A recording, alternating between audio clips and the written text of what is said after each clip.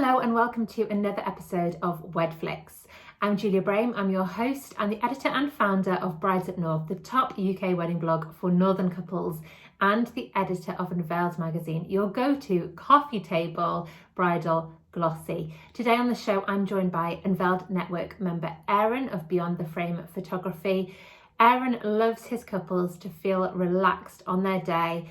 He blends into the background and gets those all-important standout shots. He's also a big fan of print and of printing your images, and we're going to talk all about that in this episode. Okay, so hi Aaron, and welcome to the Wedflics show. How are you doing today? I'm good, thanks for having me. Excellent. It's very nice to have you here. So Aaron is one of our Unveiled Network members, and he is a photographer based in the east of Yorkshire. And so we're going live to him now. We've just entered lockdown 3 in the UK. So things are looking a little bit different, but we are moving forwards with plans for 2021 because all of a sudden they're going to open that up and we're going to be, boom, it's going to be busy, isn't it? So Aaron, let's introduce you first of all. Do you want to introduce yourself and your business to the listeners and viewers? Yeah, definitely. My name's Aaron. I'm a photographer, as Julia said. I work and live in Hull, in the East Riding of Yorkshire, but I travel all over the world for weddings. I've been quite lucky. I've been to Cuba and pretty much the whole of Europe so far. Well, until COVID. I'm not sure I'll be going anywhere soon. So my company is called Beyond the Frame Photography, and I've been doing that legitimately for the last 5 years. Before then, I say legitimately for the last 5 years, because before then it was just more of a passion, more of a hobby. But it was my sister's wedding that I got my first real start. I wasn't even her photographer, I was just the brother with the camera. And she hated her wedding photos, which was really awful. But she loved mine. I was just taking on the sidelines throughout the day, and I made her a little album as a wedding present. And she said to me, "You've got to do this. Like, people are going to love this."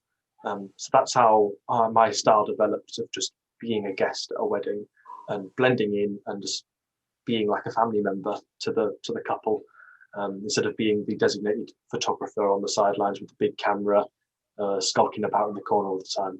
So that's where it's come from. It's come from somewhere really close to my heart, my sister's wedding. Wow, I absolutely love that. I love that it came about so naturally as well, that obviously you were sort of just there with the camera having a go. So you must have had an interest in photography though to sort of get to that point. Absolutely, yeah. I've been interested in photography from, well, it's a bit of a cliche, but since I was a child, I had the little plastic film camera. You turn the handle and it makes a noise. So yeah, I've been at it since I could walk and talk, and I've always been interested in sort of technology and gadgets and stuff. So it all goes hand in hand. Yeah, and so when I look at your photographs, and I know that people will check out your images either on Instagram or on your website, when I've had a good look at your work, that sort of the quality really comes through in your work. But is that all self-taught?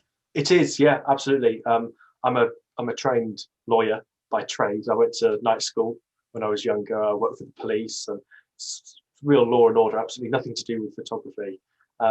Until I started picking it up and I taught myself, and my sister gave me that such a big boost. I owe everything to her, really. She's the one that made me sort of really pursue this career. And when I'm passionate about something, I'll do it to the end of the earth, really. Yeah, definitely. I'm blown away that you've had no formal training with the photography, but you're obviously a clever guy. I say this as also a trained lawyer myself. Oh, fantastic. Yeah. So I was a construction litigator for a couple of years for my sins. But yeah, we both escaped. So like hats off to you, Aaron, for escaping. Whoop, whoop, we're survivors. Back into the creative industry. But yeah, that's really interesting. It's nice to meet someone who's been through that as well, because you do get a lot of people saying, well, you know, if you've had that legal training and gone down that route, like why on earth would you give up that for everyone asks me that. Yeah, for something they see as, you know, not kind of not so much of a traditional career path, but the reason you give it up is you have kind of control of your life, I guess, and B, the creativity, passion. No one can be passionate about contracts. No. definitely not. Yeah, God, let's not even go there. But so how then, because I've seen your work and love it, but how would you describe your own style of imagery? I find it really hard to describe my own style, and I really struggle with it on my website. There's a little bit of swearing on there. It's just sort of my personality coming through, because I find it hard to really pinpoint what it is that I do. And I find it's hard because I ask my clients, well, what are you looking for? And they say, well, we don't really know. We don't know. We like documentary. We like some traditional. We like some fine art. And I do a little bit of all of that. It's my own sort of unique mix of photography.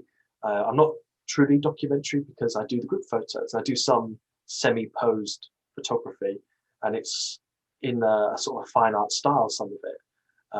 And there's also some traditional bits mixed in with the group photos, because you can't not have group photos, because No. I'd be lynched by aunties and uncles all over the globe if we didn't do group photos. So it really is just a mix of all the best bits that I like of other inspiring photographers. Vivian Meyer, I've got a book of hers on my coffee table, and that's really inspired me with her photography, candid black and white stuff that she does. And that's really influenced me as a photographer. Yeah, I mean, when I looked at your work, I think the reason, and I think what you've just explained does make sense to me now, because I looked at it, I thought, God, this guy's good. And I thought, why do I like these images so much? You know, like there was color in them, but there was also personality, but they weren't, like you say, like fully like the traditional documentary style. So I think you've kind of answered it for me there, that you've been kind of cleverly taking bits of different styles and blending them into your own way of working. Because I actually think you describe it really well on your website, what you do. And sometimes when I'm putting together some interview questions for someone, I prefer it when they don't, because then I have sort of more to ask them and really dig down into. But you describe yourself, I'm pretty sure, as relaxed and creative.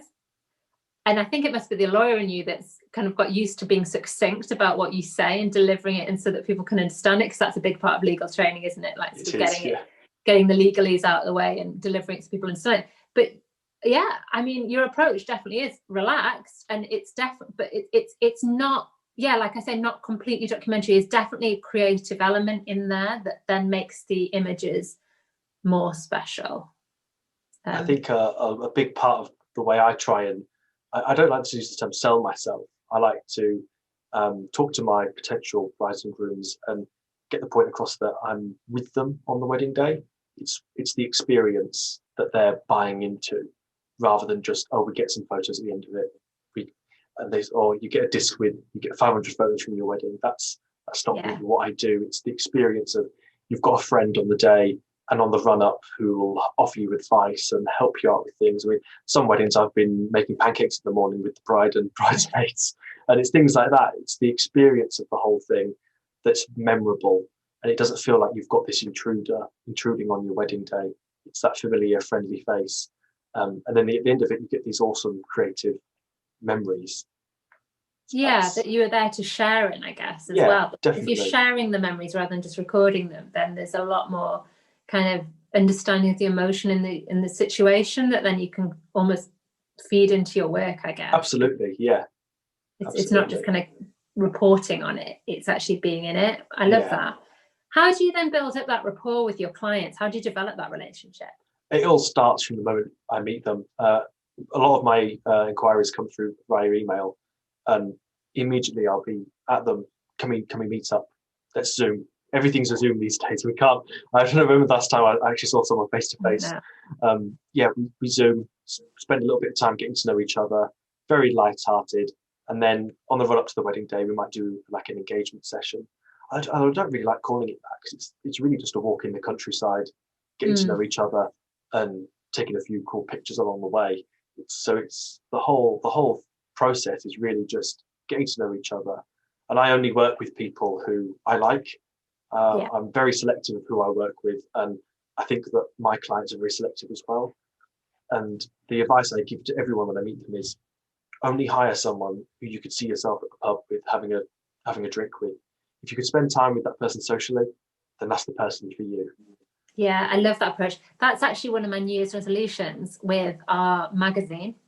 And everything I do is, I say our, that's like the royal we. My New Year's resolution with my magazine as the boss is to only work with people I want to work with on it. You know, you have years when you maybe build your business and you take clients and advertisers and things that, yeah, you are nice, but if the person on the other end of it, yeah, exactly, pays the bills. But if the person on the other end of it isn't, you don't identify with them and you don't get on with them. And I think that pub litmus test is a really good one. Yeah, absolutely. If you would go for a drink with them, to be honest, right now I'd go for a drink with anyone pretty much, but so the barrier is quite low. Get in now, but yeah, I think that's a nice way to be, because it actually means that you then, you know, we gave up lines of work that perhaps we didn't enjoy as much for something we were supposed to enjoy fully, and if you work with people you like and enjoy being with, then you are going to enjoy that more.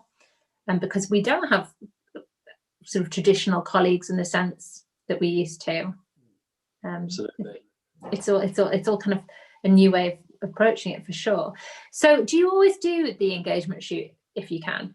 If I can, I do. I love doing it, but it's not something that's sort of like mandatory. Nothing's mandatory with the way I work. It's entirely the client's decisions.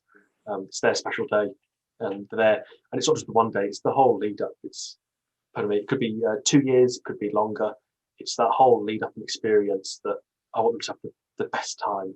Because if your lead up to your wedding is crap, then you've only got that one day to look back on. But it's not enough, is it? You want the whole thing. It's the whole experience of getting married. That's what's key. So if they want to enhance that by going out and doing an engagement session and using those photos for some invites, or even having a wedding website to invite people to and have pictures on there and a gift registry and stuff like that, amazing. We'll do that. I'll make that happen. But if they don't, then that's up to them, and we'll make it special in a different way. So it really is, the ball's in the client's court when it comes to me. I think it's really nice what you say about the whole experience being part of it, not just the day itself, because that is so key to understand that when you get right from, well, for many people before they get engaged, you know, you're already kind of thinking about that day and what it might be like. Then once you're engaged, you know, the guys and the girls, they've got so much kind of time then to just enjoy it. And I think they should pause and enjoy it. Yes, plan it and book in the things you want, but enjoy that process. Don't feel pressured or backed into a corner by anything. Absolutely. You know, just try and enjoy it. And also, as much as you can do, try and do it together so that it's a thing you enjoy. That's key. Yeah, I send out a thank you gift when my couples book with me, and it's got like chocolates and prosecco and tea bags and stuff like that. And I always put a note in there that says, just take this time, just sit, relax, open this box together, and really just soak it in and enjoy the experience, because it'll be gone in a flash. Even if you get engaged 3 years before your wedding day, before you know it, you'll be celebrating your first anniversary, and it'll all be gone. So just soak it in, be in that bubble, just the two of you, and just enjoy it. That's really nice. Before you know it, it'll be 10 years. I celebrated my 10-year anniversary this year. Wow. I know, it's crazy. 10 years and 2 kids and homeschooling. That's where I am now. So yeah, enjoy that moment of peace and quiet, opening your box of gifts from Erin. That's so lovely. I think as well with the engagement or pre-wedding shoot, it's great. The photos obviously can be used for things, but for me, because I've taken part in shoots and as a subject, as well as, you know, coordinating them for the magazine and things. And what I find is, as the person in the shoots, is that you are a bit nervous and you don't really know where to look or stand or pose or what to do beforehand. But like you described, a sort of a walk in the countryside or whatever, by the time you've done it and the photo's been taken, you almost don't want it to end. It goes too quick. Absolutely. And you're like, oh, are we finished? Like, I was just kind of getting into that. So it does really give you so much confidence, because you enjoyed that bit. You're kind of like, oh, it's almost like an adrenaline high, and then you want to do it again. Yeah. And you get to do it again on your wedding day, but with all the bells and whistles and outfits and confetti and everything. So it's a good, well, I would always suggest that people do it if their photographer offers that, because it's just such a nice warm-up that's going to, it definitely helps with the rapport between photographer and couple, even if you're friends already, because then they kind of get to know you as well, like in that professional sense too. Definitely, because on the day, it's a great icebreaker, and I specialize in people who are very camera shy and they just don't like posing. And the way I do it, I'll say, I'll just throw your arms around, I give her a hug, put her in tight. And I say that on the initial Zoom call, and that's how I do it. And they both light up smiling straight away. And that's the genuine reaction that I photograph.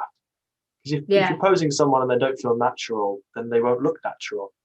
And you can tell that through the photograph. So doing a warm-up shoot, doing an engagement, it really does just break the ice and just get everyone to feel comfortable with each other.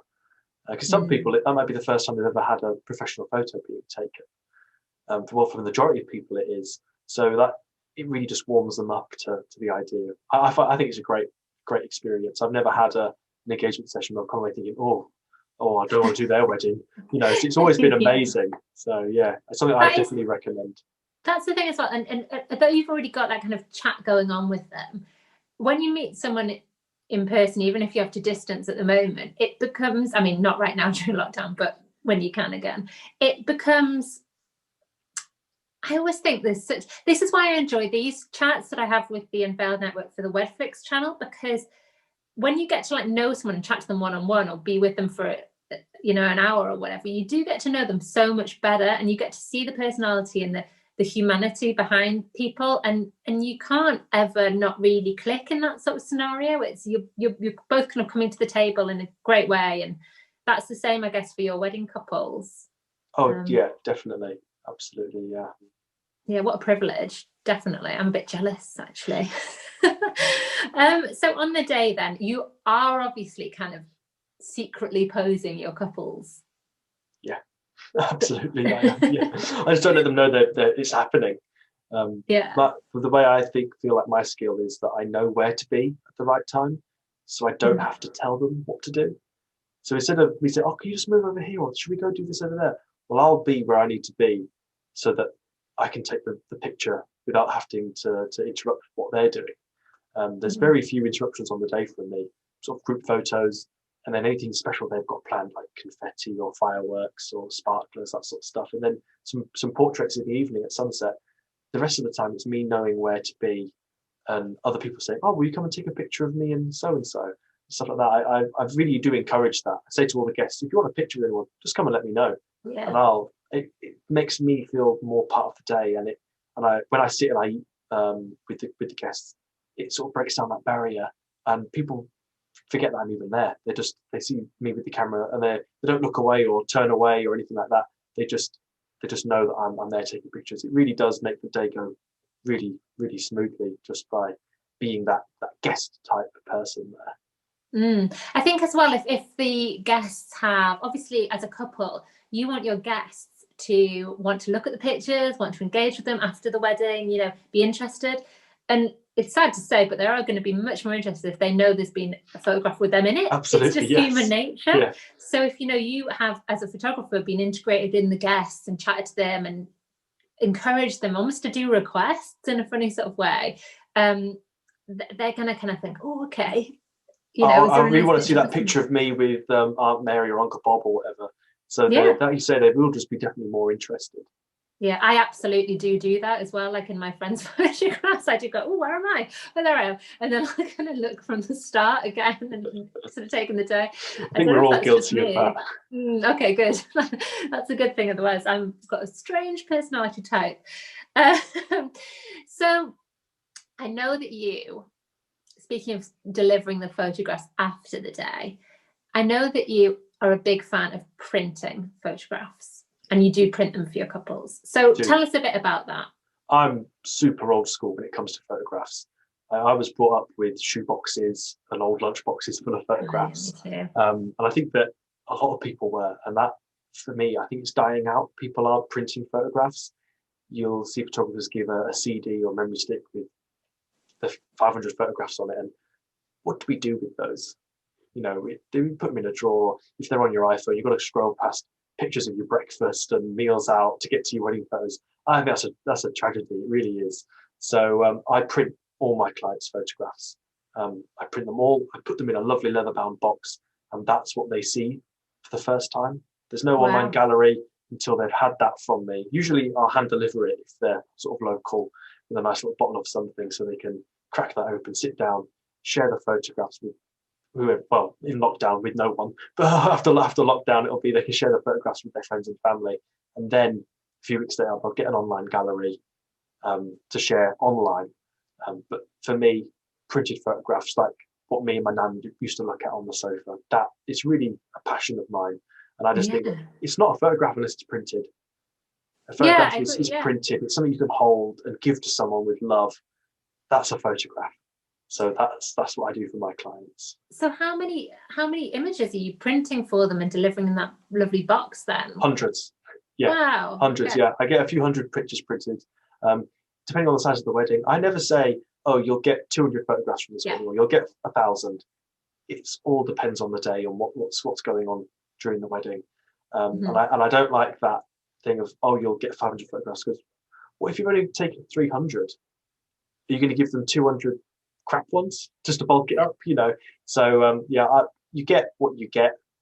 If you've got a really jam-packed long wedding day with loads of stuff going on, you'll get loads of photographs, and you'll get them all printed and put in a nice box for you. If you have a crowd that's sort of more older relatives, and after the first dance, everyone sits down, has a drink and stuff, there might not be as many photographs as if you went partying until 2 a.m.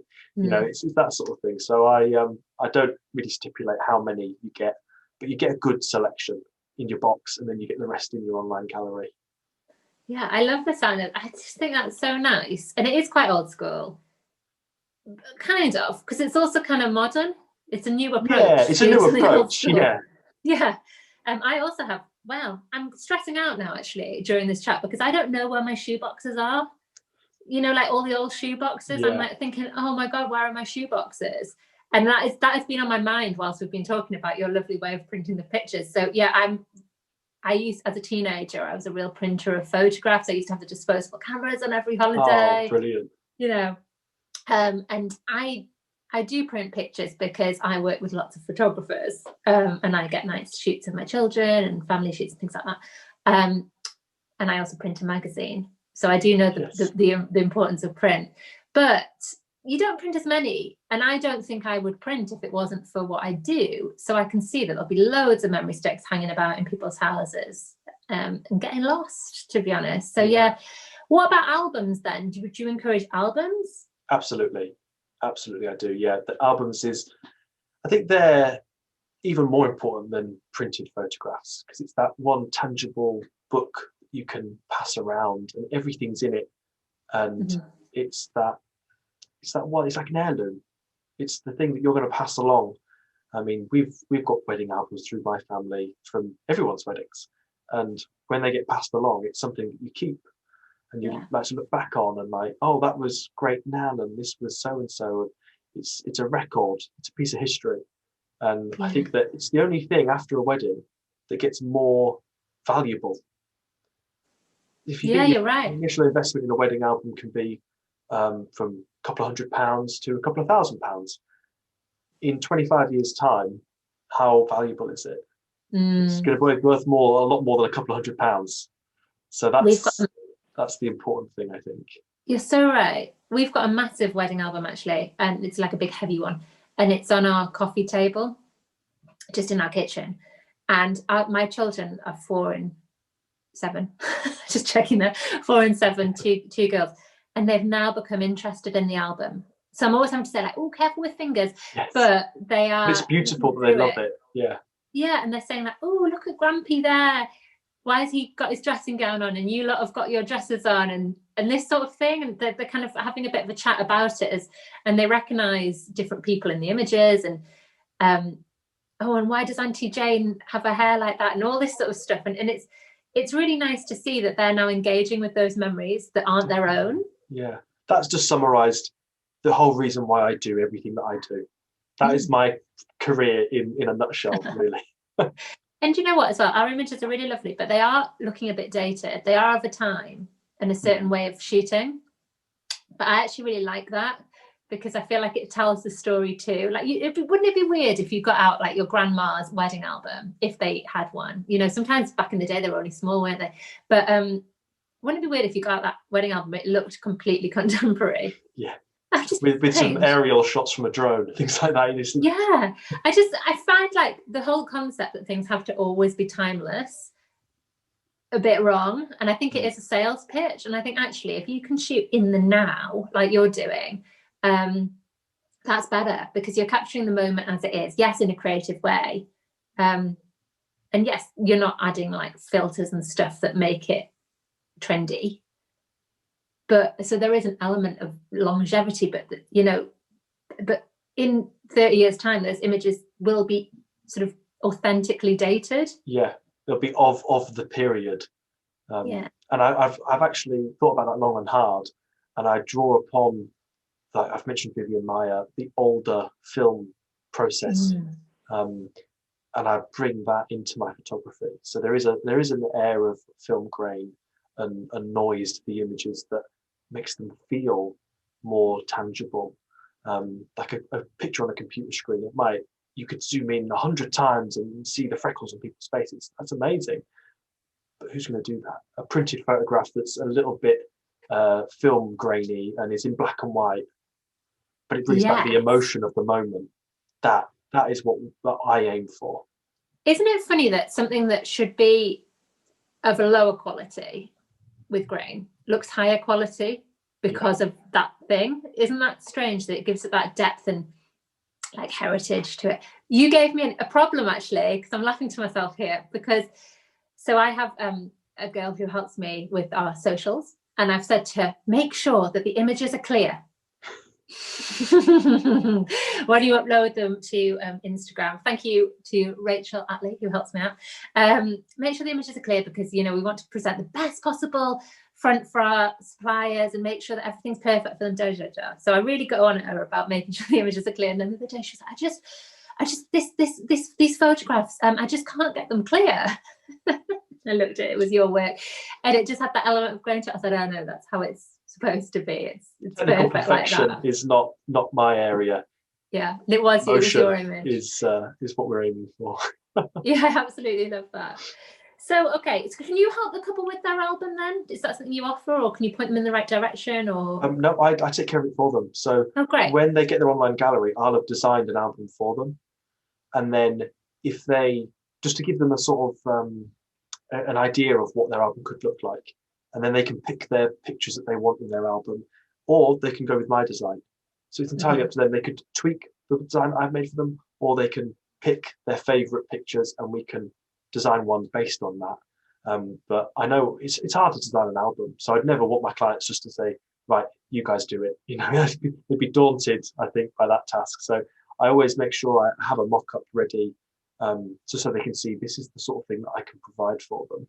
Do you know what, as well, anyone listening, don't underestimate that, because I picked my photos for my album, and it is a horrible job if you're not kind of in it professionally. It can take hours and hours. Oh, it actually still gives me stress when I'm editing for the magazine. That job has kind of given me the stress of doing that, because it took me years. I think we finalized our album 2 years after our wedding. Like, that's how long it took me, because there was a lot of pictures and they were great pictures and I couldn't decide between like A or B or C, but for the photographer you can kind of be a bit more broad brush with it, less particular.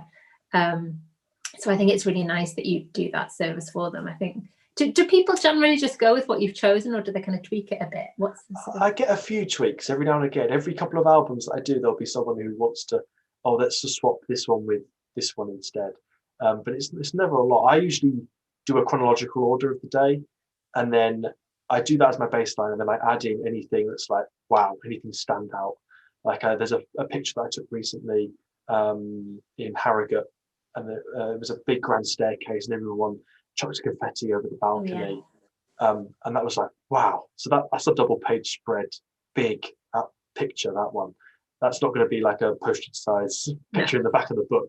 So I go through and I add in like the standout moments, the tears on Dad's cheek as he's walking down the aisle, that sort of thing. Those sort of moments that I add in afterwards, just to sort of give a general overview of the full day with the best bits. Yeah. You don't want the album to be too big either, because people don't want to look through it if it's 900 pages.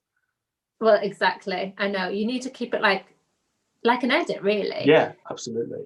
Please do send me some more weddings of yours to feature on our blogs, please, because Yes, I will. your description of how you edit a wedding is exactly what we like from our photographers to send us for the blog. So I'm like thinking, yes, this guy is going to be good for the blog. So yeah, you really should, because we'd love to share more of your work for sure with Thank you. with our readers. Yeah. So what bit of the day do you like the best? That's a hard question. Oh wow, blindsided. That is a very hard question. I tell you why I came in like that, because it led on from that confetti shot moment. So I have a real affinity for confetti shots, and it's actually a problem as an editor that I always want to lead with the confetti shot. Always, that's like the way I go. And so I have to be like, no, okay, the lead image can't be the confetti shot for every single wedding we feature, otherwise it gets a bit samey. So my favorite moment is the confetti toss. So the jovial side in me would say it's the meal, because I love to sit down and eat the wedding breakfast with everyone. But I think the cocktail hour, the bit just straight after the ceremony and before the meal, I think that the couple are in their most loved up, they're the happiest they've ever been, and everyone else is congratulating them, and the drink is flowing, everyone's mingling, and that I'm in my element there. That's a party. That's just a really great party. And I get to mingle with everyone, say hello, chat to people, take pictures of everyone enjoying themselves. That is the bit that I love the most. And to be honest, that's the easiest bit to photograph, because people are just naturally smiling and happy, and you're just mingling amongst them, taking pictures. I love it. That if I could do that all day, every day, that would be my ideal day job. As a guest at an event or a wedding, that is the best bit, isn't it? So you've kind of been released from the formalities, which are all well and good, but this bit's better. Yes. You've been released, and someone puts a glass of something fizzy in your hand, and you're like, oh, okay. Yeah. You've just done it. Everyone goes, they take a breath and they think, now we can have some fun. Yeah. And that's the best bit of the day for me. Let's drink this down quickly so that when we do the rounds we can get another glass. Yes. Oh, do you know what? I can't wait to be in that situation. Well, I haven't got any wedding invitations coming up because most of my friends are already married. But just at like an event, I'll take I'll go to the opening of an envelope after lockdown, actually. So any events, send them to me, and I will come and drink your champagne. So that would be great. So if couples want to get in touch with you, then Erin, how do they do it? What's the best way? The easiest way is to go onto my website, and there's a little link that says contact me, and then fill in the form, name, email address, and what you love most about your upcoming wedding, and I'll get back to you. That's I like the way you have that question in there. Yeah, what are you excited about? Tell me what you really, really love about what you're planning. That's nice. It puts in the mind of your couple straight away that this is going to be a fun experience. Yeah, definitely. It's not War and Peace. It's not answer 60 questions about you, your dog, and your auntie.